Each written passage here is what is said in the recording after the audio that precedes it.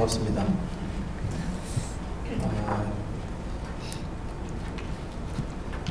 휴가라고 말씀해 주셨는데요. 사실 휴가 계획을 세워놓고요. 한국에서 제 가족분들, 어머니 아버님 모셨고 또 제 동생, 남동생이 하나 있습니다. 근데 동생 가족이 이제 휴가를 내서 미국에 와서 이렇게 같이 3년 만에 우리 온 가족이 다 모였어요. 그래서 준비하고 있는데 목사님께서 연락을 주셨어요. 조금 고민하다가 어떤 마음이 들었냐면 말씀 부탁인데 하나님을 부르심이 아니겠는가 그런 생각을 했습니다. 성경에 보면 예수님이 나를 따르라 했는데 어느 분이 아버님 장사하고 따라가겠습니다 했잖아요. 예수님 뭐라 그랬습니까? 예, 그렇게 말씀하신 너는 나를 따르라. 가만히 생각해보니까 너 아니라도 네 동생이 운전하면 되잖아. 그런 생각이 들더라고요. 예수님 제자들이 또 갈릴리 바다에서 고기 잡다가 예수님 따라라 했을 때 그 물과 배와 같이 일하던 아버지까지 두고 그냥 따라갔거든요. 그런 생각이 갑자기 났어요. 먼저 그의 나라와 그의 의를 구하라. 이번에 한번 실천해보자. 그런 생각도 했습니다. 하나님께서 부족한 종을 통해서 또 은혜 주실 줄 믿고요. 여러분 또 궁금했고 제가 어떤 말씀을 또 가지고 함께 나눠야 될 것인가 또 생각을 했었고 저를 보지 마시고요. 제가 무슨 말을 하는가 염두에 두지 마시고 하나님이 저를 통해서 여러분께 무슨 말씀을 하시는가 저는 보지 마시고 저 뒤에 계신 하나님을 보시는 집회가 되시길 바랍니다.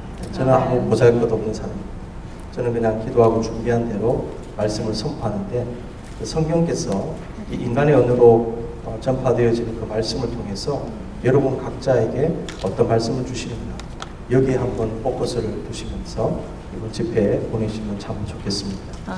다들 바쁘시고 힘드신데 이렇게 시간과 또 정성과 물질을 들여서 이렇게 집회를 갖는 것은 쉬운 일은 아닌 것 같아요. 하나님께서는요 여러분 은혜를 주시기 위해서 이미 작정을 하셨기 때문에 받는 사람이 오픈을 얼마나 하느냐에 따라서 은혜 받는 강도가 달라집니다. 하나님은 위에서 비를 내려주시잖아요. 근데 그 비를 받는 그릇이 있고 못 받는 그릇이 있어요. 물그릇을요 엎어 놓으면 비를 아무리 많이 줘도 받을 수 없습니다. 근데 간장 종지라도 이것을 비의 방향으로 바꾸어 놓으면 그 비를 받을 수 있습니다. 아무리 많이 주어도 내 그릇이 간장 종지면 간장 종지 이상으로 비가 담길 수가 없습니다. 근데 내 마음의 그릇, 믿음의 그릇이 대야처럼 크면 대야만큼의 비가 담길 것입니다. 하나님은 은혜 주시기 위해서 작정을 하셨고 이 자리로 불러 모아 주셨어요. 세상 생각, 다른 생각, 인생 걱정, 모든 염려 다 안 하게 하시고 이 자리에서 오직 하나님 한 분만 바라보게 하셨으니 만약 우리가 마음이 열려 주만 바라본다면 만약 우리가 간장종지의 마음이 아니고 만약 우리가 대화와 그 이상의 마음을 가져서 아버지 하나님 이 모든 것 열어놓습니다. 주의 성령의 담비를 나에게 마음껏 부어 주옵소서. 그 기도하는 마음으로 나가실 때에 하나님 작정하신 모든 은혜를 여러분께 부어 주실 것입니다. 이 시간 우리 찬양 한번 할까요? 오늘 이곳에 계신 성령 여러분 잘 모르실 수 있는데요. 우리 한번 배워보는 마음으로 하나님의 성령의 은혜를 사모하는 마음으로 한번 찬양하겠습니다. 오늘 이곳에 계신 성령 이곳에 계신 성령님 우리에게 말씀하시고 우리를 가르치소서. 같이 우리 마음 열어주시고 주의 빛으로 밝혀 우리를 인도하소서. 오늘 이곳에 계신 성령님 우리에게 말씀하시고 주시소서. 같이 우리 맘 열어주시고 주의 빛으로 밝혀 우리를 인도하소서. 주님보다 앞서지 않고 겸손하게 주님의 말씀 기다리니 주님 손에 우릴 드립니다. 사랑으로 인도하소서. 주님보다 앞서지 않고 주님보다 앞서지 않고 겸손하게 주님의 말씀 기다리니 주님 손에 우릴 드립니다. 사랑으로 인도하소서. 우리 찬양 들으면서 다 같이 기도할까요? 아버지 하나님, 우리 마음에 이 시간 성령으로 함께하여 주십시오. 나에게 주시기로 작정하신 그 말씀을 우리에게 부어주십시오. 아버지 하나님의 모든 근심 걱정, 모든 죄악들까지 아버지 하나님 다 씻어주시고 다쳤던 영혼에 피가 흘려 주님의 말씀 듣고 영혼이 소생하게 하옵소서. 이 시간 다 같이 한번 기도하겠습니다. 사랑하는 주님, 은혜를 감사합니다. 부족하며 약한 저희들을 이 시간 불쌍히 여기시고 말씀으로 양육하시고 새롭게 하여 주시옵소서. 부족한 종을 세우셨사오니 아버지 하나님 마음껏 사용하여 주시옵소서. 성령의 담비를 나뉘어 주시옵소서. 영혼의 귀가 열릴 수 있도록 하나님 인도하여 주시옵소서. 폭포수 같은 성령의 은혜로 우리 심령을 아버지 하나님 채워주시고 소생하는 은혜를 하나님 주시옵소서. 주님 함께 해주시옵소서. 사랑하는 주님, 감사합니다. 세상의 소리, 사람들의 소리, 인생의 소리가 많습니다. 우리의 마음의 소리까지 잠잠케 하여 주시고 성령의 소리만 듣게 해 주시옵소서. 부족하고 연약한 종의 입술과 하나님 주장하옵시기를 비옵고 예수님의 이름으로 기도하옵나이다. 아멘. 감사합니다. 지금 뉴에븐 한인교회 중보기도팀이요, 저와 우리 집회를 위해서 기도하고 있습니다. 여러분, 하나님께서 역사하실 것입니다. 이번에 주제를 생각하면서 영성의 사람들이라는 주제를 생각해 봤어요. 영성의 사람들이라고 했을 때 그 누군가가 영성의 사람들이 아니고요, 우리가 영성의 사람들입니다. 그래서 영성에 좀 초점을 맞추어서 말씀을 나누는데, 설교식으로도 하면서도 조금 강의 설교식으로도 하고, 우리 내일 두 번째 시간은 좀 제가 강의에 좀 포커스를 두어서 이렇게 말씀을 전하겠습니다. 오늘의 시대적 상황, 교회적 현실에 대해서 여러분 많이 고민을 하고 계시리라 믿습니다. 지금 우리는 어떤 시대를 살고 있습니까? 평안한 미국에 사셔서 여러 가지 험한 일들, 잘못된 일들 우리가 뉴스를 통해서 보지만 사실 영적인 어떤 문제들을 피부로 느끼지 못할 수도 있습니다. 예나 지금이나 세상의 많은 부분들, 이 세상의 많은 사람들이요, 죄로 인해 타락해 갔지요. 하나님께서 창세기 때, 창세기에서 창조 후에 한탄하신 모습이 기록되어 있습니다. 창세기 6장 5절 6절을 보니까 여호와께서 사람의 죄악이 세상에 가득함과 그의 마음으로 생각하는 모든 계획이 항상 악할 뿐임을 보시고 땅 위에 사람 지으셨음을 한탄하사 마음에 근심하시고 그랬습니다. 여러분이 이것은 창세기 때, 창조시 때, 그때만 있는 하나님의 근심이 아니라 이러한 하나님의 근심, 하나님의 한탄은요, 지금도 계속되는 것 같습니다. 타락한 세상은 혼돈의 세상입니다. 창조를 가만히 한번 생각해 보십시오. 코스모스입니다. 코스모스, 질서. 근데 코스모스가 형성되기 전에 뭐가 있었습니까? 땅이 공허하고 혼돈했다 그랬거든요. 흑암이 깊음 위에 있고 하나님의 신은 수면 위를 운행하시니라. 그 케이아스가 거기 있었어요. 근데 이게 창조됨으로 말미암아 어떻게 바뀌느냐? 코스모스로 바뀌었거든요. 창조의 역사는요, 케이아스에서 코스모스로 바뀌어가는 역사입니다. 이게 하나님의 역사입니다. 근데 죄악의 역사는 코스모스에서 케이아스로 바뀌어갑니다. 지금 세상을 한번 바라보십시오. 뉴스를 한번 바라보세요. 코스모스적 현상이 많습니까? 케이아스적 현상이 많습니까? 세상이 그만큼 타락했다는 것이죠. 근데 그 케이아스를 보시고 하나님은요, 한탄하시고 근심하십니다. 왜냐하면 그것은 하나님의 본성과 맞지 않습니다. 하나님의 본성은 코스모스적인 것입니다. 질서입니다. 조화입니다. 화해입니다. 근데 이것이 깨어지는 것이죠. 뭐 때문에? 인간의 죄악 때문에. 근데 이러한 하나님의 근심이 지금까지 계속되고 있습니다. 바울이 이렇게 얘기했습니다. 디모데후서 3장 1절에서 5절. 너는 이것을 알라. 말세에 고통하는 때가 이르러. 케이아스 상태는 인간에게 고통을 줍니다.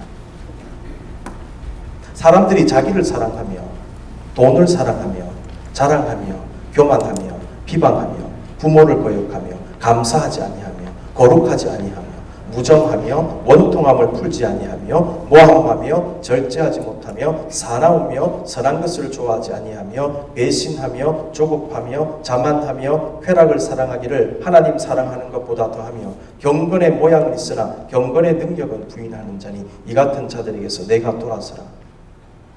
수천 년 전에 기록한 말씀인데 지금 현상을 100% 정확하게 기록하고 있습니다.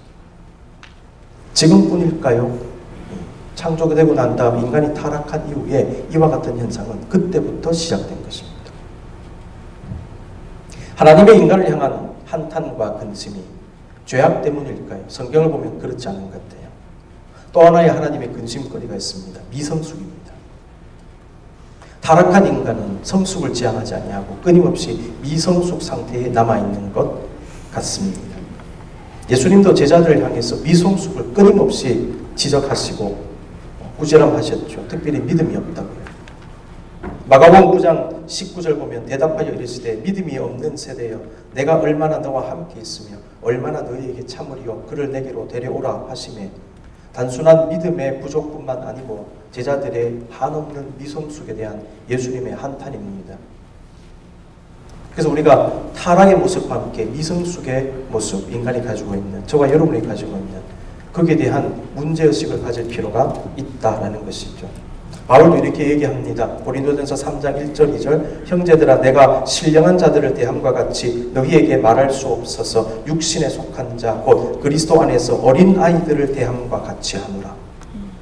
여기서 어린아이란 순진한 사람, 천진난만한 사람이 아니고 미성숙한 사람입니다. 내가 너희를 젖으로 먹이고 밥으로 아니하였노니 밥 먹이면 배탈 나버리기 때문에 젖으로 먹였다는 것입니다. 이는 너희가 감당하지 못하였음이거니와 지금도 못하리라. 너희는 아직도 미성숙하구나. 도무지 밥을 먹지 못하는구나. 밥을 먹어야 되는데 밥을 먹어야 힘을 내는데 젖만 먹으니까 어떻게 힘을 내겠느냐. 일정 수준 이상의 일을 감당하지 못하는구나. 이렇게 되는 것이죠. 세상과 교회와 성도를 향한 주님의 한탄과 근심은요, 지금도 계속되고 있습니다. 한국교회를 한번 바라볼까요? 지금 전 세계적 현상이죠. 교회가 디클라인 되고 있습니다. 영어로 얘기하면. 물론 모든 지역에서 교회가 디클라인 되는 것은 아닙니다. 일부 지역에서는 부흥이 일어나고 있다는 것이죠. 근데 적어도 우리가 기독교 중심 지역이라고 했던 서구, 유럽과 미국과 또 아시아권에서는 한국인데 디클라인 현상이 눈에 띄게 나타나고 있습니다. 유럽은 먼저 시작됐습니다. 그 다음에 미국도 이미 그것이 시작이 되고 있습니다. 우리 교단 PCUS에 있는데요. 눈에 띄게 디클라인 되고 있습니다. 또 한국은 어떨까요? 한국도 정체기를 넘어 세태기로 넘어가고 있다라고 진단이 되는 것입니다. 우리는 단순히 숫자만 가지고 얘기하면 안 될 것입니다. 왜냐하면 초기교회를 보면 숫자가 약했습니다. 초기교회는요, 소수의 무리였습니다. 교회도 변변치 않았습니다. 그래서 가정교회에서 예배를 드렸어요. 여러분 집에서 떡을 떼며라는 말 아시죠? 집에서 떡을 뗀다. 이게 무슨 말일까요? 집에서 성찬식 했다는 겁니다. 그게. 떡을 떼며. 집에서 예배하고 예수님 말씀대로 성찬식 하고요. 그 다음에 집에서 같이 밥을 나누어 먹습니다. 그게 소위 말하는 무슨 교회입니까? 가정교회예요. 가정교회. 그렇게 신앙생활을 했습니다. 숫자가 약하다고 초기교회가 약한 교회였습니까? 그렇지 않습니다. 역사상 가장 강력한 교회였어요. 가장 성령 충만한 교회였습니다. 그래서 지금도 초기교회로 돌아가자고 합니다. 초기교회. 이 숫자만 가지고 얘기하면 안 됩니다. 더 시급한 문제가 뭐냐면 숫자도 디클라인 되지만은 영성적 퀄리티가 떨어지고 있다는 것이죠. 성숙을 지향해야 되는데 미성숙화되어 가고 있는 한국교회 모습, 세계교회 모습을 보게 되는 것입니다. 거기에 더해서 숫자도 줄어들고 있다라는 것이죠. 단순히 숫자가 줄어들고 있다, 그래서 위기라고 진단한다면 잘못된 판단인 것입니다. 그것만 보기 때문에 숫자를 붙잡으려고 어떻게 하든지 세상적 방법으로, 비즈니스적 방법으로 이벤트하고, 죄송한 말씀입니다만은 뭐 이렇게 소위 말해 푸시한 연예인들이라는 분들 이렇게 오셔서요, 이렇게 뭐 집회처럼 하는 게 사실은 콘서트 하는 것이잖아요. 물론 순수하게 예수 잘 믿으시고 간증할 거 많으시고 은혜 끼치고 그런 분도 물론 있습니다. 다 우리가 잘못되게 생각하면 안 돼요. 근데 또 많은 경우에 그걸 하나의 일종의 말 그대로 부흥의 수단으로 삼고 사람들 이렇게 세를 늘리려고 하는 그런 시도들 있지 않습니까? 저는 좀 비평적으로 바라보고 싶어요. 무엇을 위해서 도대체? 교회가 콘서트장인가? 이런 생각도 해보고, 왜 그럴까? 왜 이래야 되는가? 왜? 그 많은 경비와 돈을 거기에 투자해서 교세가 늘어나고 많은 사람들이 오고 북적거리고 하면 그게 부흥인가? 교회 위기를 숫자에 두고 단순한 디클라인 되는 것에 문제의식을 가지고 그것을 잡기 위해서 급급해야 되는가? 뿌리가 썩어 들어가는데, 비유적으로 얘기하면 뿌리가 썩어서 줄기에 문제가 생기고 열매가 잘 안 맺히는 거잖아요. 그렇다면 뿌리에 주사를 놔야죠. 그런데 이 열매 얻으려고 열매 어떻게 잘못되고 떨어져서 상할까봐 거기에 급급해서 열매 죽으로 다니는 한국교회 모습이 아닌가, 혹은 세계교회 모습이 아닌가. 그대로 있으면 어떻게 될까요? 뿌리가 죽어가기 때문에 나무 자체가 그냥 죽어버립니다. 이 지금 진단을 잘못하고 있다는 것이죠. 여기에 포커스를 둘 게 아니고 시간이 걸려도 뿌리로 내려가야 됩니다. 뿌리의 부분은 어떤 부분입니까, 여러분? 성숙의 부분이죠. 성숙의 부분. 우리가 좀 발상의 전환이 필요하다. 저는 여러분에게 이번에 이런 도전을 좀 드리고 싶습니다. 숫자와 외적인 어떤 것을 가지고 진단하기 시작한다. 그럼 이단은 어떻게 될까요? 여러분, 한국에 있는 대표적 이단 가운데 세력이 없는 이단이 없습니다. 돈 없는 이단이 없어요. 요즘 신천지가 문제가 되는데, 신천지가 원래 몇 명 목표로 했죠? 14만 4천 명 목표로 했습니다. 14만 4천 목표로 해서 크다고 생각했는데 지금은 19만 명 모인대요. 그래서 그 14만 4천 명에 들기 위해서 시험을 본답니다. 그 시험에 패스해야 14만 4천 명이 들어갑니다. 치열한 경쟁을 거쳐서 14만 명, 19만 명, 엄청난 재정이 있을 것입니다. 거기에 쏘가서 많은 돈을 헌금할 것입니다. 그것 가지고 위세를 부리고 세력을 확장하죠. 여러분, 이단도요, 엄청나게 많이 모입니다. 그러니까 숫자 외적인 것만 보고 진단하면 안 된다는 것이죠. 우리는 더 근본적인 문제를 보자라는 것입니다. 어떤 문제냐? 미성숙의 문제다 하는 것입니다. 오늘 본문 디모데전서 4장 13에서 16절에서 바울은요, 특별히 성숙을 강조하고 있습니다. 바울은요, 성도들의 성숙을 추구하고 촉구하고 있습니다. 13절, 온전한 사람을 이루어, 그 다음에 어린아이가 되지 아니하여. 온전한 사람과 어린아이는 반대 개념이에요. 너희들이 어린아이에 머물면 온전한 사람이 되지 못한다. 어린아이 같이 미성숙하면 하나님의 일을 제대로 감당하지 못한다. 효과적으로 감당하지 못한다. 이런 문제죠. 내가 너희를 사용하여 세계를 복음화시키고 수많은 영혼들을 주님께 돌아오게 하고 역동적으로 교회를 세우고 섬기고 해서 많은 일을 해야 되는데 너희는 아직도 어린아이냐. 이걸 지금 말씀하고 있는 것입니다. 그렇기 때문에 전도와 함께 중요한 것이 양육입니다. 예수님께서도 마지막 명령에서 제자를 삼아라.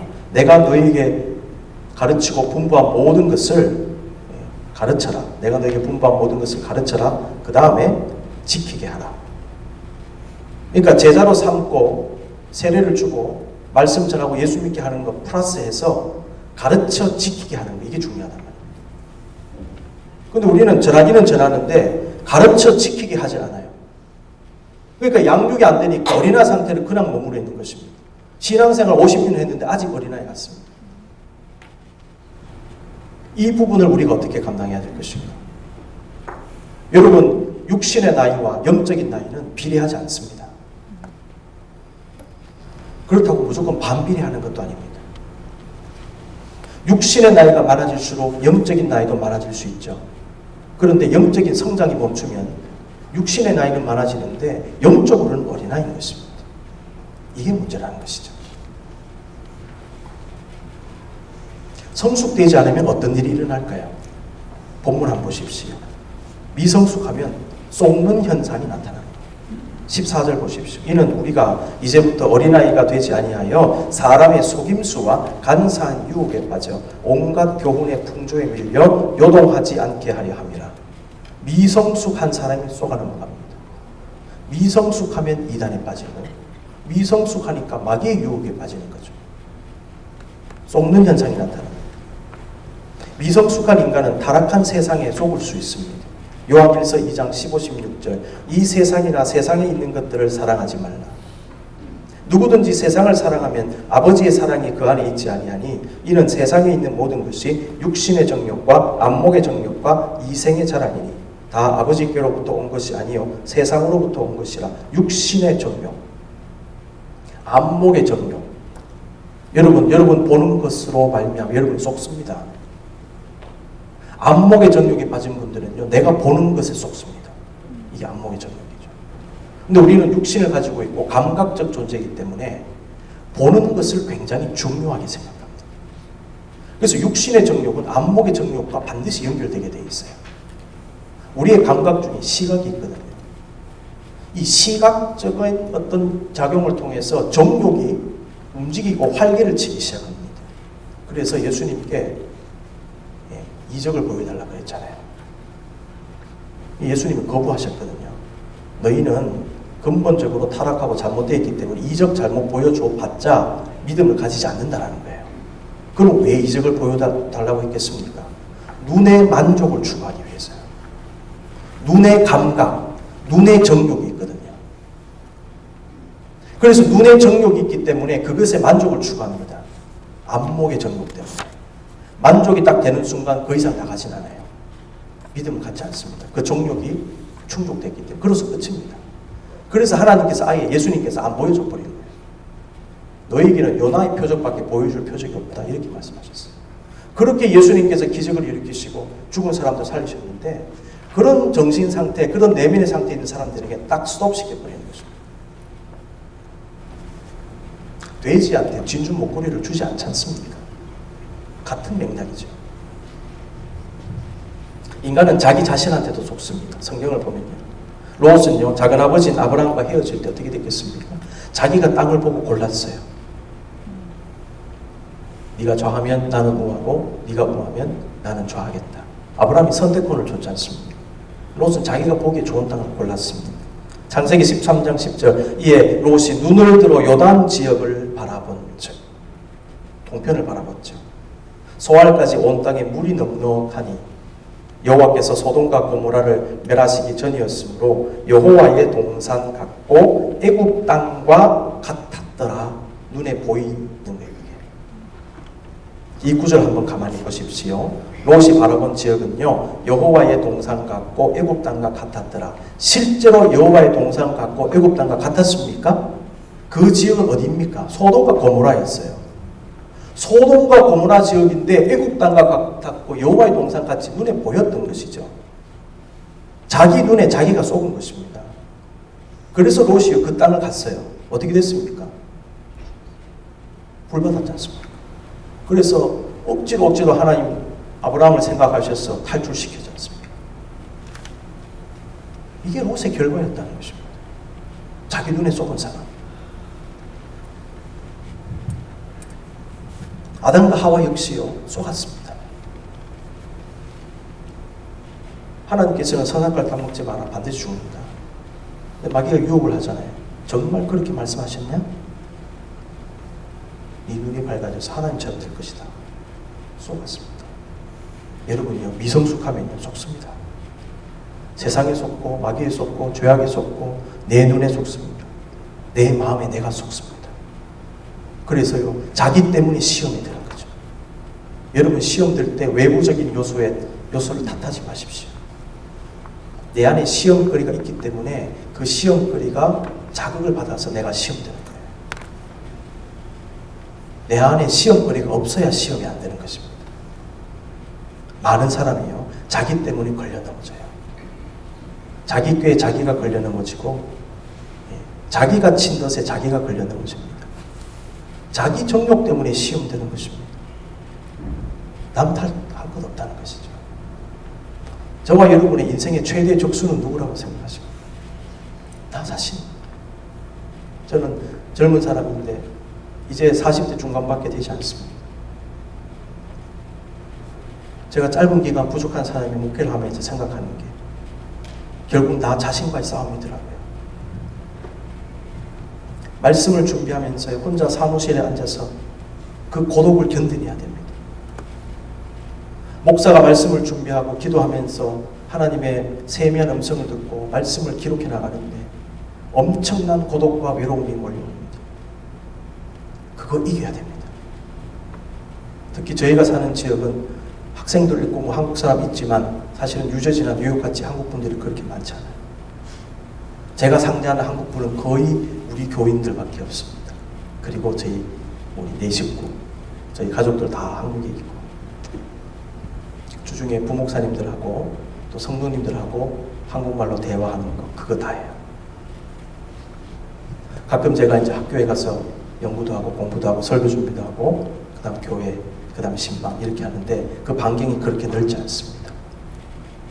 편안하죠. 한국처럼 그렇게 바쁘지 않죠. 근데 뭐가 밀려오니까 고독이 밀려와요. 결국은 그 고독과 싸움을 이겨야 되는 것입니다. 나 자신과의 싸움이다. 고통스럽지만 그 속에 깊이 들어갔을 때에 성도들의 심금을 울리는 말씀이 나오는구나. 우물에 깊이 들어갔을 때에 정말 달고 맛있는 시원한 물이 거기 있잖아요. 근데 그까지 내려가야 되잖아요. 내려갔다 올라오는 게 쉽지 않습니다. 포기하고 싶잖아요. 편하게 하고 싶잖아요. 근데 내려가야 돼요. 쉽지 않습니다. 나 자신과의 싸움. 여러분 마찬가지입니다. 신앙생활 하는 거 쉽지 않습니다. 여러분 자신과의 싸움입니다. 제가 우리 성도들에게 늘 강조하는 게 있는데 여러분의 인생의 동반자가 누구라고 생각하는가? 여러분 남편이라고 생각하십니까? 여러분 아내라고 생각하십니까? 자식이라고 생각하십니까? 아닙니다. 잠시 잠깐 옆에서 하나님 그냥 붙여주신 거예요.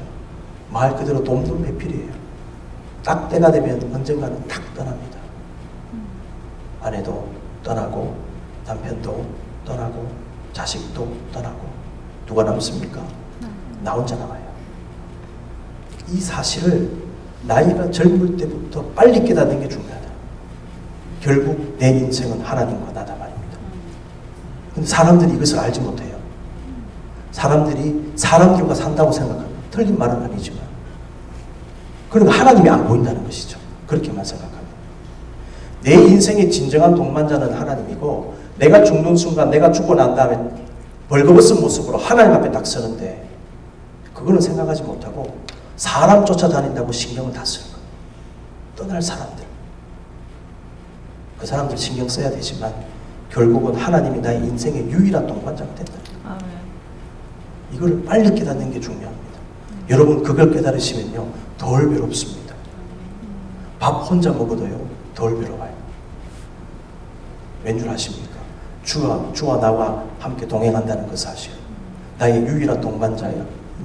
나의 주인이신 주님과 내가 함께 합니다. 뭐가 두렵습니까?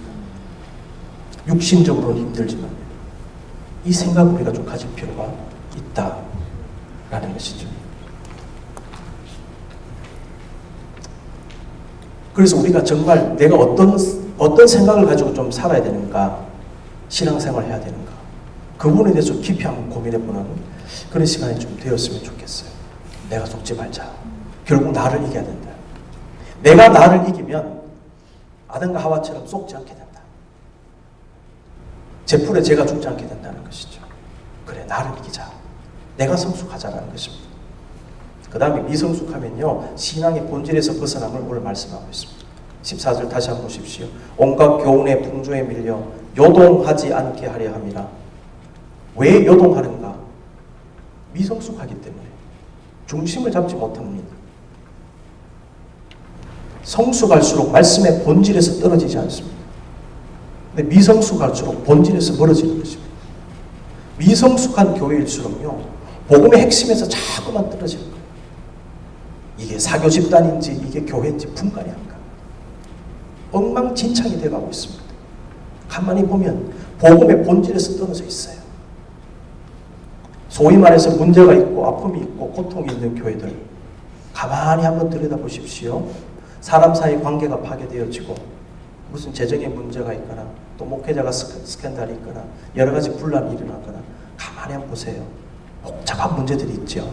근데 그 중심에 뭐가 있느냐? 가만히 보면 말씀에서 떨어져 나와 있어요. 어떤 것을 결정하는 그 결정이요, 말씀에서 벗어나 있더라는 것입니다. 복음의 본질에서 벗어나 있더라는 것입니다. 그것이 그때는 아무것도 아닌 것처럼 보였는데 시간이 지날수록 이게 눈덩이처럼 커지는 거예요.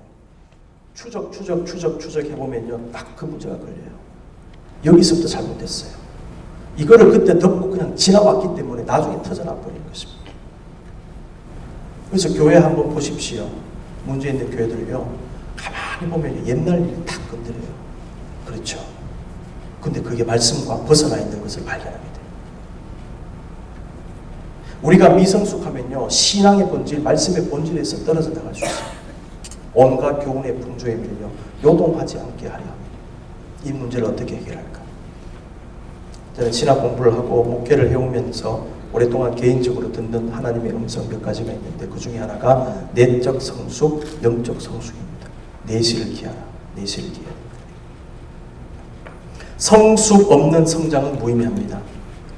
교회 크고요, 교세 확장되었는데 성숙하지 못하다 굉장히 위험합니다. 어디로 갈지 모릅니다. 차라리 그 정도 규모 안 되는 게 나아요. 왠 줄 아십니까? 성장하고 커지면요, 죄 더 크게 짓습니다. 분명하죠. 성숙 없는 성장이 우리를 교만하게 하고 함부로 행하게 합니다. 성숙 없는 성장 때문에 나 자신을 컨트롤 못합니다. 그러니 죄 짓는 것이죠. 그래서 성령의 열매 가운데 절제가 있습니다. 절제는 셀프 컨트롤입니다. 누가 절제합니까? 누가 셀프 컨트롤 할 수 있습니까? 미성숙하면요, 셀프 컨트롤이 되지 않습니다. 그래서 하고 싶은 말 다 하고 마음에 있는 소리 욕 다 하고. 근데 성숙한 사람은 컨트롤이 되거든요. 딱 제어가 됩니다. 이게 성숙과 미성숙의 차이점 중에 하나죠. 아이들은 컨트롤이 안 됩니다. 어른이 컨트롤 해줘야 됩니다. 근데 어른은 컨트롤 할 수 있어요. 셀프 컨트롤, 굉장히 중요한 얘기입니다. 성령의 9가지 열매 중에 하나입니다. 하나님은 지금 한국교회가, 세계교회가 성숙하기를 원하십니다. 죄 짓지 않는 것 당연한 것이고, 교회야 성숙해라. 왜냐하면 지금 미성숙한 문제들이, 미성숙함에서 나오는 문제들이 너무나 많이 나타나고 있기 때문에 하나님은 어쩌면 지금요, 이런 정체기와 또 디클라인 되는 시간을 통해서 자성하고 반성하고 성숙성을 기하기 위한 시간을 주고 계신다고 저는 믿어요. 왠 줄 아십니까? 교회가요, 계속 성장해 나가면 성장하는데 급급해서 돌아볼 여력이 없습니다. 조직을 확장하고 사람 키우고 일 맡기고 한다고요, 내적 성숙을 기할 시간이 없어요. 한국교회가 60년대, 70년대, 80년대, 90년대 거치면서 고속 성장을 거듭했으면 좋습니다. 하나님 일 많이 했습니다. 교회 많이 세웠습니다. 선교사 세계 2위로 많이 보냈습니다. 지금 한 6위 정도로 떨어졌죠. 그래도 2만 명의 선교사가 나가 있어요. 엄청난 일을 하고 있습니다. 좋습니다. 그런데 어떤 부작용이 있느냐? 성숙성을 기해야 되는데 안 기하니까 거기 구멍이 나기 시작하는데 그 구멍 때문에 지금 문제가 생깁니다. 그래서 하나님께서는 성숙 과도를 달리는 것을 잠시 멈추게 하시고 고통을 느끼게 하시면서 뭘 하시느냐? 생각하라는 것입니다. 지금 사람이 성장이 멈추고 성숙이 멈추고요, 확장이 멈추게 되면 돌아보게 되잖아요. 돌아보면서 뭘 봅니까? 구멍을 이제 보기 시작하는 거죠. 구멍 보는 것은 쉽지 않습니다. 고통이 있습니다. 근데 고통을 감내하고서 구멍을 보고 구멍 메꾸라는 지금. 하나님께서 그 기간을 지금 주고 계신 것 같아요. 자성운동이 일어나기를 원하십니다. 저는 그래서 그러한 세미한 음성을 많이 듣습니다. 제가 무슨 직통 계시를 받고 그런 게 아니고 내면에 나오는 말씀으로 그런 깨달음을 자꾸만 주세요. 그 저희 목회 방향이 그쪽으로 이렇게 가고 있습니다. 성숙을 기하고 양육에 신경을 쓰고 기도 훈련시키고 이쪽으로 가고 있습니다. 그래서 그것을 여러분과 함께 나누기를 원하는 것이죠. 지금 한국교회와 세계교회와 여러분 교회와 저희 교회는 자성의 시기를 맞고 있다는 거예요. 하나님께서 기회를 주시는 것입니다. 돌아보고 채울 것을 채우라. 개인마다 성숙해라. 공동체가 성숙해야 된다. 그 음성을 듣게 됩니다. 그 중에 하나가 뭐냐면 영성의 회복입니다. 그래서 제가 영성에 좀 포커스를 두려고 하는데 영성, spirituality라고 번역을 하죠. 여러분 영성이 무엇입니까? 지금까지 공부하시면서 뭐가 영성입니까? 우리가 성숙으로 나아가고 새롭게 되기 위해서 필요한 것은 영성에 대한 개념부터 정립하고 제대로 된 영성 훈련을 통해서 나 개인부터 바뀌자. 그리고 우리 공동체가 바뀌어야 된다. 그 말씀 드리고 싶어요. 기독교 영성의 정의적 이해를 보면요. 하나님과의 관계 형성으로 압축해서 얘기할 수 있습니다. 영성이란 내가 하나님과 교통하게 되었을 때에 성령을 통해서 교통이 이루어지는데 교통할 수 있게 된 상태 그 자체를 영성이라고 합니다. 그때 영성이 있다라고 얘기합니다. 저와 여러분이 예수 믿고 구원받고 성령 받으셨잖아요. 그렇다면 하나님과 교통이 가능하게 된 것이거든요. 이때 우리는요, 영성이 있다라고 얘기할 수 있어요. 영성이 깊은 것은요, 그 하나님과의 교통이 깊어진다는 겁니다. 넓어진다는 것이죠. 이 영성이 깊다. 영성 생활은 무엇입니까? 그 영성이 나의 삶의 전반에 영향을 미친다. 교회뿐만 아니고 가정에서도 직장에서도 인간관계에서도 그 영성이 하나님과의 교통의 상태가 영향을 계속 주고 있다는 겁니다. 그 상태로 직장 일을 하고 그 상태로 가정의 일을 하고 그 상태로 교회 일을 하는 것이 하나님과의 교통의 그 상태. 이게 영성 생활이라고 얘기합니다. 따라서 영성 생활이라고 하는 것은 교회에서뿐만 아니고 골방에서뿐만 아니고 삶의 전반에서 영성 생활이 이루어질 수 있습니다. 여러분이 비즈니스를 하시면서 기도하고 비즈니스를 하시면 여러분은 영성 생활을 하고 계신 거예요. 그 비즈니스가 하나님의 역사의 장으로 여러분이 인식을 하고 그 장 속에서 주님의 역사를 기대하고 하나님의 방식과 하나님의 방법대로 또 기도하는 가운데 그 비즈니스를 하신다면 여러분은 영성 생활을 하고 계신 겁니다. 그래서 너희는 세상의 소금이라 너희는 세상의 빛이라고 얘기하신 것인데 그 사명을 그대로 우리는 감당하게 되는 것이죠. 교회에서만 찬양하는 게 아니고 직장에서도 찬양하게 될 때, 교회에서만 기도하는 것이 아니고 가정에서 기도하게 될 때 여러분은 영성 생활을 하고 계신 것입니다. 이게 성숙이죠. 영성의 경험적 차원이 있습니다. 영성은요, 하나님을 체험하는 거기 때문에 경험을 하는 것입니다. 경험. 근데 경험의 주체가 뭘까요? 조금 이제 이론적인 거 들어가기 때문에 잘 들어보십시오. 경험의 주체는요, 육신이라기보다는 영이에요. 영. 그래서 우리에게 영이 있지 않습니까? 근데 이 영이 하나님과 우리를 교통하게 하는 매개체가 되는 것이거든요. 근데 이 영이라고 하는 것은 하나님을 볼 수 있는, 하나님을 체험할 수 있는 창문과 같습니다. 하나님의 영이 여러분의 영을 터치하셔서 영성 체험이 일어나는 것입니다. 그래서 하나님은 영이시니 예배하는 자가 영과 진리로 예배할지니라. 하나님이 영이시기 때문에 너희는 영의 예배를 드려야 된다. 단순한 육으로만 예배를 드리는 게 아니고 영의 예배를 드리지 않으면 진정한 예배가 아니다. 영과 진리로 드리는 예배. 그래서 이거는 영을 여러분 깊이 관심을 가지시고 영적이다라고 하는 게 뭐냐? 스피리추얼. 여기에 대해서 여러분 깊이 고민을 좀 하시고 묵상을 하셔야 됩니다. 여러분의 영을 하나님이 터치하시고 여기서 영성 체험이 일어나게 된다라는 것이죠. 자, 영성의 지향점은 뭘까요? 우리의 영성은요, 사람을 향하는 것이 아니고 하나님을 향합니다. 제가 서두에 저를 보지 마시고 하나님 보라고 그랬지 않습니까? 우리의 영성의 지향은요, 사람이 아닙니다. 하나님입니다. 하나님. 그러니까 우리의 영이 하나님의 영을 만나기를 원한다는 것이죠. 그 하나님을 만나는 거예요. 근데 타 종교에서도 영성이라는 말을 쓰거든요. 힌두 영성, 이슬람 영성, 불교 영성이라는 말을 써요. 기독교 영성. 근데 차이점이 뭐라고 생각하십니까? 불교 영성은요, 수련 방법은 비슷합니다.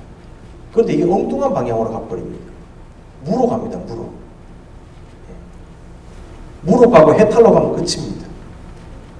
그런데 기독교 영성은 비슷하게 수련하고 기도하는데 어디로 갑니까? 하나님께로 가버린 거예요.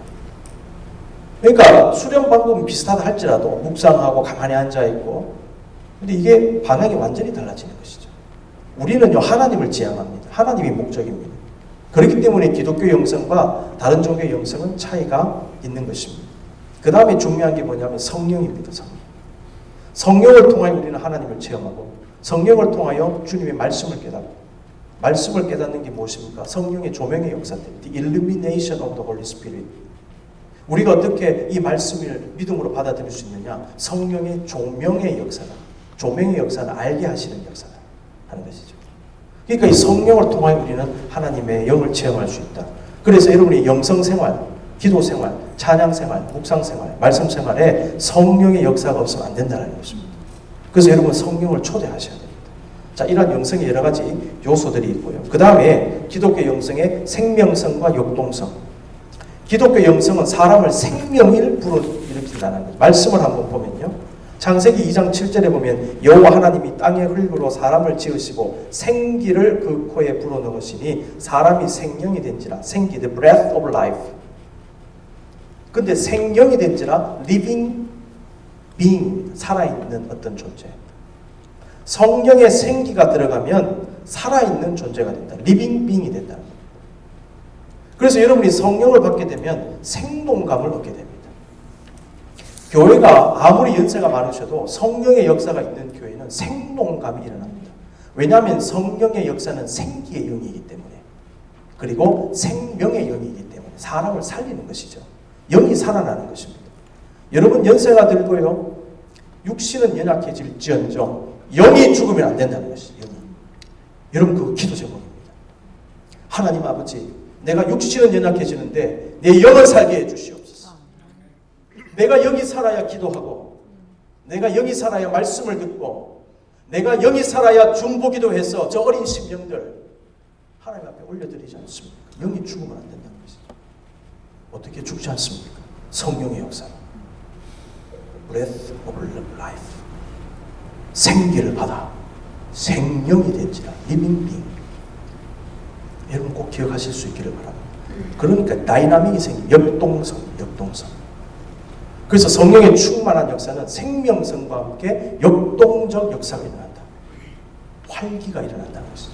그런데 여기서 역동성이라는 영상학에서 보면 육신의 세계와 영의 세계를 넘나드는 것도 의미합니다.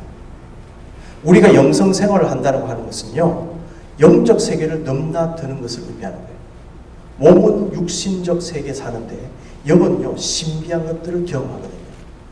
그래서 우리는 이 경계를 넘나드는 사람입니다. 그래서 여러분 그걸 보셔야 돼요. 다시 한번 서두에 말씀드린 거 제가 말씀드릴게요.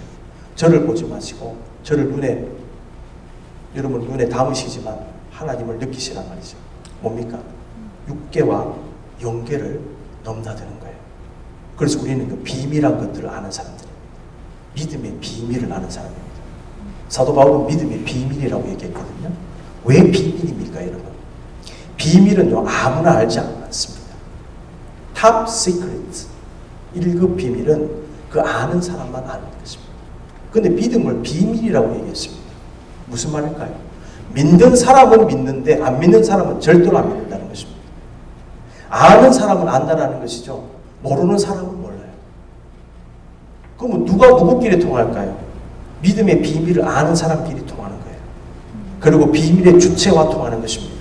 그래서 우리는 하나님과 통하고 믿는 사람끼리 통하는 것입니다. 그렇죠. 하나님과 통한다는 얘기가 무슨 말입니까?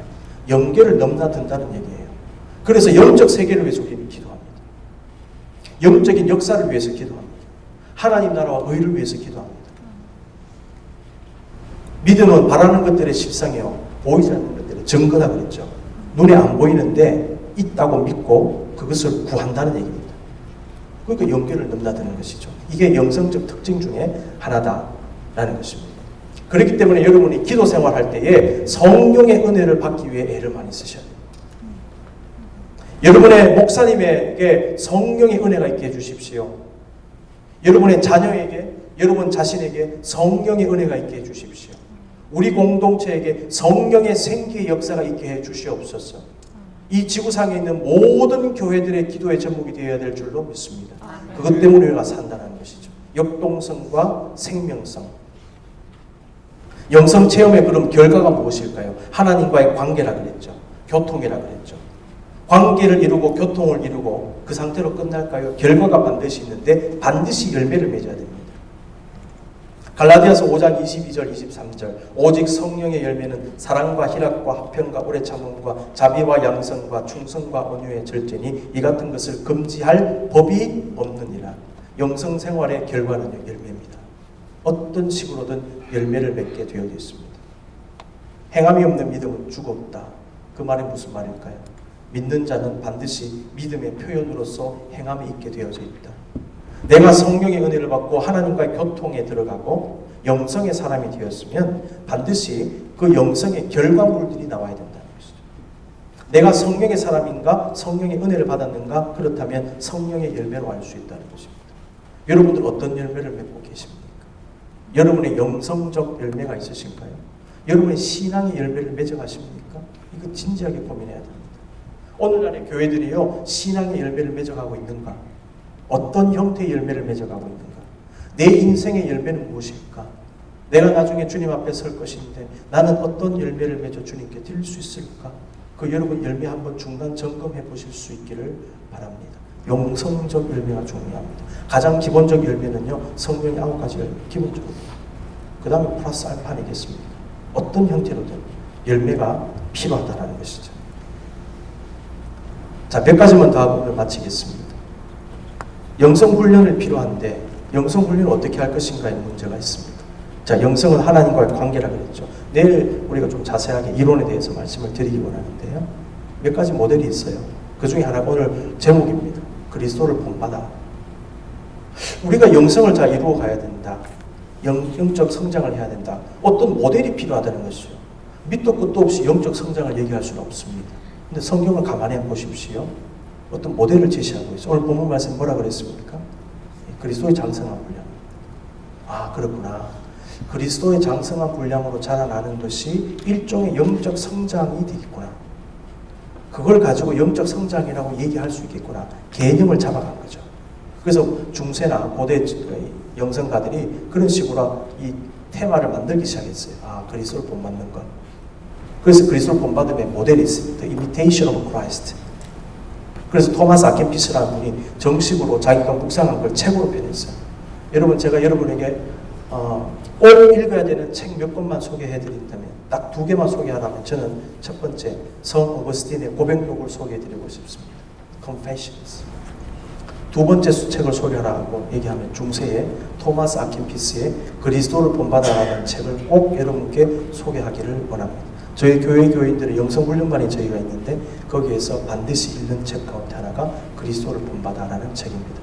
번역이 여러 개 되어 있는데 좋은 번역 골라서 꼭 한번 읽어보십시오. 여러분 천국 가기 전에 토마스 아켄피스의 그리스도를 본받아라는 책을 꼭 읽고 가십시오. 우리가 뭐 죽기 전에 꼭 먹어야 되는 음식 뭐 10가지, 죽기 전에 꼭 가봐야 되는 여행지 10가지 막 찾아가지고 다니시잖아요. 죽기 전에 꼭 읽어야 되는 책, 성경책 2개만 얘기하면 Confessions, 그 다음 하나가 토마스 아켄피스의 그리스도를 본받아라는 책입니다. 강력하게 권고해 드립니다.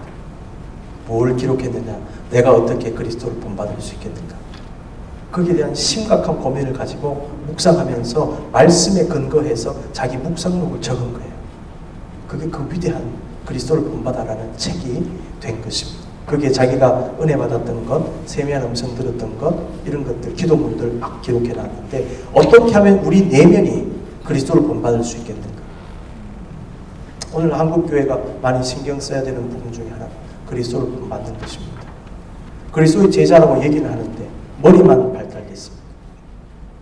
머리만 발달됐습니다. 머리로는 압니다. 근데 내면이요, 그리스도의 마음이 없어요. 머리만 반짝반짝 빛나기 때문에 그 상태에서 내면이 그리스도의 마음이 없기 때문에 문제가 발생되기 시작합니다. 머리가 좀 덜 발달돼도 내면이 그리스도의 마음이라면 많은 충돌들을 줄일 수 있습니다. 근데 마음이 그리스도의 마음이 아니기 때문에 머리만 반짝반짝하기 때문에 엄청난 갈등과 충돌과 말싸움과 논쟁과 분쟁이 생기는 것 아니겠냐. 그리스도를 본받아 핵심은 내 내면이 그리스도의 마음을 본받는 것이다 라는 것이죠. 두 번째 모델이 있는데 그리스도를 본받음의 모델 가운데 두 번째 토마스 켐피스와 아시스의 프란시스라는 분 아십니까? 프란시스칸 종단을 아십니까? 프란시스코 여러분 다 아시죠? 이분에 의해서 프란시스칸 종단이 만들어졌는데 이분의 철학은 뭐냐 하면 기도라고 하는 것은 골방에 들어가서만 하는 것이 아니고 영성훈련은 골방에서만 하는 것이 아니다. 내가 나의 삶 가운데서 완벽하게 거의 완벽할 정도로 예수 그리스도의 삶을 본받자. 그래서 이분은 빵을 받으면 떨어뜨려서 먹었대요. 예수님이 그렇게 노숙 생활 하셨는데 여러분 예수님은요 노숙 생활 하셨습니다. 거처할 데가 없었어요. 여우도 굴이 있는데 인자는 머리 둘 곳이 없다. 결정적 말씀입니다. 무슨 말일까요? 예수님이 노숙 생활했다는 증거가 되는 구절이에요. 그래서 그를 예수님을 서포트하는 여자분들이 있었지 않습니까? 따라다니면서. 예수님 노숙 생활 하셨습니다.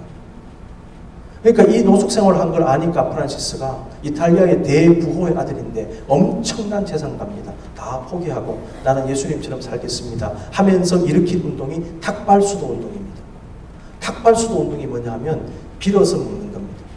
여러분 한국에 예전에 계실 때 이렇게 식당에 이렇게 앉아서 밥 먹고 있으면요 웬 스님이 갑자기 딱 들어오셔서 목탁을 치면서 연부를 하시는 게 있어요. 그 경험해 보셨어요? 저 어릴 때 그거 많이 경험했거든요. 그게 뭔지 몰랐어요. 나중에 영성학을 공부하고 보니까 그게 탁발수도였어요. 뭐냐 하면요 탁발수도라고 얘기하는 것은 그날 먹을 걸 구걸해서 먹는 거예요. 못 얻으면 굶습니다. 얻으면 그거 먹습니다. 그 외에 따로 뭐 돈을 벌고 이런 거 안 합니다. 그게 하나의 수도 운동이었어요. 불교에도 그런 게 있는데 성 프란시스코가 이 탁발 수도 운동을 일으켰어요. 물론 연구를 하지 않았겠죠. 노동해주고 일해주고요. 그냥 주는 밥 먹고 아니면 옆에 지나가는 사람이 불쌍하다 싶으면 밥 주면 먹고 없으면 그냥 굶어버렸어요. 빌어서 먹는 거. 그날 하루 먹는 거 하루 있는 대로 먹는다. 이 운동을 일으켰거든요. 처음에 이게 이단 소리를 들었습니다. 왜냐하면 듣도 보도 못하는 것 같으니까. 근데 예수님에게서 모델이 있는데 그래서 이런 운동을 일으켜서 우리가 지금 아는 프란시스칸 종단이 된 것입니다. 이분이 쓴 유명한 평화의 기도라는 기도가 있습니다. 제가 이렇게 한번 읽어드리면 여러분 다 아실 거예요. 주님, 저를 주님의 평화의 도구로 써 주소서. 미움이 있는 곳에 평화를, 잘못이 있는 곳에 용서를, 분열이 있는 곳에 일치를, 오류가 있는 곳에 진리를, 의혹이 있는 곳에 믿음을, 절망이 있는 곳에 희망을, 어둠이 있는 곳에 빛을, 슬픔이 있는 곳에 기쁨을 가져오게 하소서. 자기를 온전히 잊으면 찾을 수 있고 용서하면 용서받을 수 있고 죽음으로써 영원한 생명으로 부활하오니 주님 위로받기보다는 위로하고 이해하기보다는 이해하고 사랑받기보다는 사랑하도록 제게 허락해 주소서. 주여 나를 평화의 도구로 써주소서. 잘 아시네. 누가 만든 노래입니까? 성 프란시스코. 아시스의 프란시스코가 만든 노래입니다. 뭐 하면서? 그리스도를 본받아. 어떻게 하면 그리스도를 본받을 수 있을까? 그래서 영성 훈련의 중요한 모델 중에 하나가 The Imitation of Christ. 그리스도를 본받아. 이런 노력들이 우리에게 필요하다는 것 우리가 한번 기억할 필요가 있습니다. 나머지 하나의 모델을 소개하고 오늘 첫째 시간 마칠게요. 상승 모델이라는 게 있어요. Ascent to union with God. 이 영어로 굳이 얘기하면 그런데 상승하는 거, 상승하는 거. 그래서 이거는요 하나님과 일치를 추구합니다. 근데 오해하면 안 되는 게 이 일치라고 하는 것이 뭐냐 하면 시간이 어떤지 잘 모르겠네요. 이게 하나님과의 본성적 일치가 아니고요.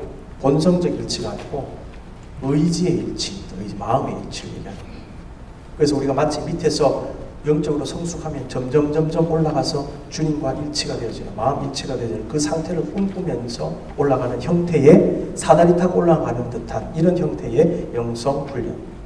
그래서 여러 가지 자료들이 있습니다만 신비 신앙 동방교회 수도자인 위디오니시우스라는 분이 있는데 신비신학, 천상의 계층, 교회 계층 이름도 비슷하죠. 이렇게 지었어요. 그래서 상승되어서 우리가 올라가자라고 하는 그런 모델을 생각했다는 것입니다. 근데 3단계가 있는데 정화, 조명, 일치의 단계입니다. 요 3단계로 이것이 이루어질 수 있다. 정화는 뭘까요? 말 그대로 정화예요. 여러분들이 기도를 시작하게 되면 제가 공부 말씀드리는데요. 반드시 내적인 정화를 먼저 하시고 쭉 들어가시는 게 좋습니다. 이 시간이 있으면 제가 침묵기도 훈련법을 좀 알려드리면 좋겠는데 내일 시간이 될는지 모르겠어요. 기본적으로 우리가 말씀을 읽을 때로 정화의 과정이 필요합니다. 그죠? 정화. 그냥 막 하는 게 아니잖아요. 정화. 그 다음에 조명은 뭐냐면 정화된 상태에서 깨달음이 오기 시작한다. 정화되지 않고 잡스러운 것들이 많고 지저분한 것들이 많은데 무슨 깨달음이 오겠습니까? 그러니까 정화의 과정을 거치고 그 다음 단계가 뭐냐? 조명의 단계다 말입니다. 그때부터 눈이 딱 닦아지니까 보이기 시작하는 것이죠. 생각에 엉뚱한 것들이 가득 차 있는데 생각을 이렇게 씻어내니까 올바른 생각이 나기 시작하는 거예요. 그죠? 안경 닦듯이 여러분의 마음의 창을 좀 닦으셔야 돼요. 왜 은혜 못 받는 줄 아세요? 마음에 이끼가 많이 끼어 있어요. 귀에 엉뚱한 것이 있어요. 불필요한 소리들이 너무 많이 들어와 있습니다. 그래서 이걸 빼내는 작업이 필요합니다. 이게 정화 작업입니다. 그 다음에 마침내 일치의 단계인데 이것은 말씀드린 대로 마음과 마음이 통하는 단계예요. 그래서 내가 내 안에, 네가 내 안에. 오늘 본문 두 번째 말씀 뭡니까? 요한복음 15장 5절 말씀. 제가 제일 좋아하는 말씀 중에 하나인데 내가 네 안에, 네가 내 안에. 포도나무 가지가 포도나무에 붙어 있으면 절로 열매를 맺는다. 뭘까요? 서로 간에 포함되어 있는 거죠. 이게 일치입니다. 일치. 이 일치가 이루어지기 위해서 필요한 게 뭘까요? 예, 자리를 만드는 거예요. 오늘 설교 말씀 제가 주일날 그거 하고 갔어요. 자리를 만들어라. 자리가 안 만들어지기 때문에 들어갈 수가 없다는 것입니다. 자리를 만들면 들어가게 된다. 이게 연합과 일치입니다. 왜 연합과 일치가 안 되는 줄 아세요? 내 공간을 안 만들어주기 때문에 그렇습니다. 내 공간을. 왜 안 만들어줄까요? 나로 꽉 차 있어요. 나로. 내 생각으로 꽉 차 있고요. 내 고집과 내 주장이 꽉 차 있기 때문에 다른 사람의 생각과 다른 사람의 어떤 것이 들어올 자리가 없습니다. 그러니까 늘 충돌입니다. 주님도 들어올 자리가 없어요. 주님도. 그러니까 우리가 예수 믿는 걸 뭐라고 얘기합니까? 영접이라고 얘기하거든요. 영접하는 자 곧 그 이름을 믿는 자들에게는 하나님의 자녀가 되는 권세를 주셨다. 아 그렇구나. 믿는 게 도대체 뭐냐 말이죠. 이게 영접이었구나. 믿음이란 머리로 인정하는 것이 아니었구나. 믿음이란 마음을 비워서 예수님을 영접하는 것이었구나. 영접하려면 뭐가 필요할까요? 비워내야 되는 것입니다. 누구를요? 나를요. 나를 비워내고 주님을 모실 수 있는 공간을 확보한 다음에 그 다음에 그 자리에 들어오는 것이죠. 이게 영접입니다. 그러니까 내가 네 안에, 네가 내 안에가 되는 거예요. 그렇게만 하면 어떻게 된다고요? 포도나무 가지가 포도나무에 붙여 있으면 열매를 맺듯이 너희가 열매를 맺을 것이다. 어떻게? 절로 열매를 맺을 것이다. 성도의 삶 가운데 은혜가 임하고 복이 임하고 능력이 임하고 하나님 역사가 임하는 이유는요. 포도나무 가지가 포도나무에 붙여 있기 때문입니다. 여러분. 어떤 노력과 의지가 아니고요. 그러면 그것은 절로 열매를 맺을 것이다. 핵심이 뭘까요? 얘가 네 안에, 네가 내 안에. 여기서 우리 일치 개념을 한번 생각해 볼 수 있습니다. 정화와 조명과 일치의 단계를 거쳐야 된다. 그런데 이것이 기도하는 그 한 시간에도 일어나야 되지만 이것이 우리의 평생에 일어날 수 있다. 그래서 연세가 들수록 영적 성장이 일어날수록 우리는 내가 못 모르고 막 할 때, 행할 때는 실수도 많이 하고 근데 그것이 정화가 일어나고 그 다음에 어느 정도 나이가 들면요. 지천명이라고 그랬지 않습니까? 50이 지천명. 무엇입니까? 하늘의 명을 한다 말이죠. 이 깨달음 아닙니까? 그 영성학적으로 얘기하면 조명의 역사가 일어나는 거예요. 조명의 역사. 아 이제 좀 뭔가 알겠다. 내가 신앙생활 처음에 할 때는 잘 몰랐는데 신앙생활하고 엘리자베스 한인교회에서 신앙생활하고 목사님 말씀 듣고 하니까 뭔가 좀 알겠다. 어떤 단계요? 조명의 단계예요. 물론 정화의 단계도 계속 일어나게 되겠죠. 이 단계를 거쳐가면 이 단계를 포함해서 어떤 단계요? 아 하나님 마음을 좀 알겠다. 그리스도의 마음을 좀 알겠다. 아 그렇군요. 하나님. 내가 주님 안에, 주님이 내 안에. 이게 뭔지 이제 좀 알겠습니다. 내가 이제 좀 알겠습니다. 하나님 참 감사합니다. 여러분이요, 너무 늦기 전에 빨리 깨달으실 수 있기를 바랍니다. 이거 빨리 깨달을수록 인생이 행복해져요. 젊을 때일수록 20대, 10대, 30대일수록 이거 빨리 깨달으면요, 세상 용어로 득도한 것입니다. 그때는요, 인생 자체가 달라집니다. 그리고 삶이 다르게 보이기 시작합니다. 사람이 다르게 보이기 시작해요. 그래서 정화되어지고 조명되어지고 일치되어지는 것이 중요하다 하는 사실. 그래서 예수님은 이것을 우리에게 모범으로 보여주셨는데, 마지막으로 가장 중요한 게 무엇이냐? 예수님의 영성을 보면 비움의 영성으로 볼 수 있습니다. 예수님 자체가 하늘에서 하나님 아들이지만 모든 것을 내려두고 버려두고 내려오셨잖아요. 인카네이션. 이 자체는요, 비움이 없으면 안 된다는 것입니다. 자기를 비워 종의 형체를 가지사 죽기까지 나다지셨다. 이게 비움입니다. 그리고 다시 올라가시죠. 모십니다. 체험입니다. 그래서 그리스도로 본받는 거 여러 가지로 얘기할 수 있지만 비워야 된다는 것입니다. 제가 아까도 말씀드렸죠. 이게 뭘 지키기 위해서는 자리를 만들어라. 자리를 만들어야 된다.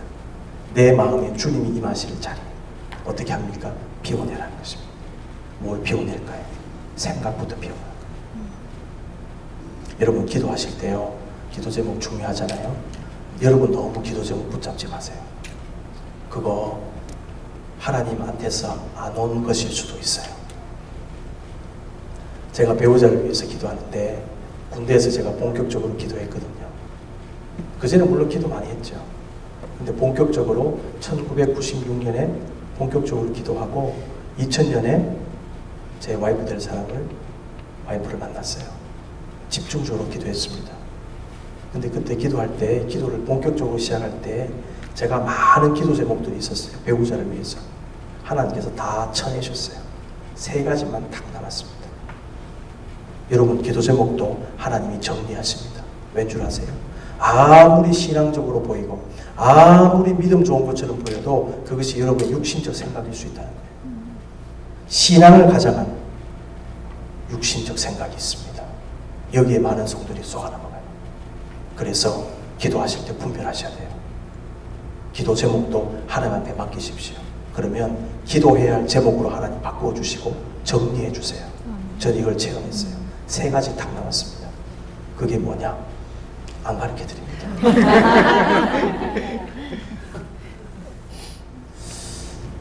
함부로 말하면 안 되기 때문에. 중요한 게 뭐냐? 하나님 다 치더라고요. 다 쳐내셨어요. 이게 중요합니다. 비움입니다. 근데 많은 성도들이요, 비우질 못해요. 붙잡고 있어요. 그리고 붙잡는 것 자체를 믿음이라고 생각해요. 고집인데 아니에요. 믿음과 고집과 집착은 다릅니다. 이걸 우리가 분별할 수 있어야 돼요. 진짜 기도하시는 분은요, 기도 자체를 주님께 맡깁니다. 내 기도가 바른 기도입니까? 내 이거 강구하는 거 이거 맞습니까? 내 기도도 주님이 인도해 주옵소서. 주님께 맡기는 거예요. 여러분 그러면요, 많은 분들이 기도하면서 불안해하고 기도하면서 불평안이에요. 너무 힘들어요. 왠 줄 아세요? 내가 붙잡고 있기 때문에. 하나님 원하시는 게 뭔지 아십니까? 그거 응답되고 안 응답되고 중요한 게 아니라 너는 네 붙잡고 있는 거 좀 놔라. 너는 왜 네가 붙잡고 있냐? 너 힘들다고 지금 얘기하지 않느냐? 근데 너 가만히 한번 봐라. 네 짐은 네가 붙잡고 있어. 그거 놔라. 안 놓으니까 힘들지 않느냐? 수고하고 무거운 짐진 자들아 다 내게로 오라. 내가 너희를 쉬게 하리라. 그리고 너희는 나의 멍에를 베고 내게 배우라. 여러분 짐이 없습니까? 가만히 한번 보세요. 말씀을. 짐이 바뀌어진 겁니다. 너희의 짐은 내려놓고 나의 멍에를 베라는 거예요. 져야 될 짐을 져야죠. 그죠? 근데 안 져야 될 짐을 지고 앉았단 말입니다. 그런데 짐 지어놓고는 하나님 힘들어요. 얘기를 해주세요. 이러고 앉아있는 우리의 모습이라는 겁니다. 가만히 한번 생각해 보십시다. 주님은요, 져야 될 짐으로 바꿔주세요. 내려놓을 짐은 내려놓게 하시는 것입니다. 이렇게 될 때에 기도하면 평안해지는 것이죠. 왜? 짐 내려놨기 때문에. 해결됐기 때문에 평안한 게 아닙니다, 여러분. 해결되고 안 되고는 하나님 뜻입니다. 여러분이 기도한다고 100% 다 응답 받으실 줄 아세요? 천만의 말씀입니다. 여러분 지금까지 응답 받고 응답 받은 게 많습니까? 응답 안 받은 게 많습니까? 예, 가만히 한번 생각해 보십시오. 응답 받고 안 받고의 평안이 임하고 아님하고가 연결되는 게 아닙니다. 응답은 두 번째 문제예요. 응답은요, 내일 말씀드립니다. 다른 게 올 수도 있어요. 거기에 너무 치심하지 마시고 마음을 두지 마시고 기본적으로 하나님이 원하는 게 뭐냐, 어떤 기도를 하기를 원하시느냐, 여기에 치심하셔야 됩니다. 그리고 그 전 단계에서 내려놓을 걸 확실히 내려놓으십시오. 매일같이 내려놓으십시오. 왜냐, 우리는 본성적으로 붙잡게 되어 있어요. 육신의 특징이 뭔지 아십니까? 붙잡는 겁니다. 그래서 육신은요, 배고프고 음식을 흡수하려고 하잖아요. 흡수하고 붙잡아요. 이러다 보니까 욕심이 생기고 집착에 빠지는 것입니다. 그러다 보니까 짐이 많아지죠. 힘들어 자빠지는 거예요. 그래서 영성의 사람들은 이걸 내려놓기 시작해야 된다. 그래서 뭣도 모를 때는 짐을 지고 살았다면 이제는 좀 안다면 짐을 벗어가는 삶을 살아야 된다. 그래서 신앙생활하고 기도생활을 하면 할수록 마음의 평안이 임하는 이유가 벗어던졌기 때문에, 짐을 내려놨기 때문에, 나를 비우기 때문에, 내 생각도 내려놨기 때문에, 심지어 내 기도 제목도 내려놓기 때문에, 내 기도 제목일지라도 거기에 집착하지 않기 때문에. 이러한 영적인 원리를 여러분 꼭 기억하실 수 있기를 바랍니다. 우리 찬양할까요? 한번 우리 눈을 한번 감아보시죠. 제가 많은 말씀드렸습니다만은 특별히 여러분에게 터치가 있는 그 말씀들이 있으실 것입니다. 각자의 상황에 맞게 하나님께서 역사하십니다.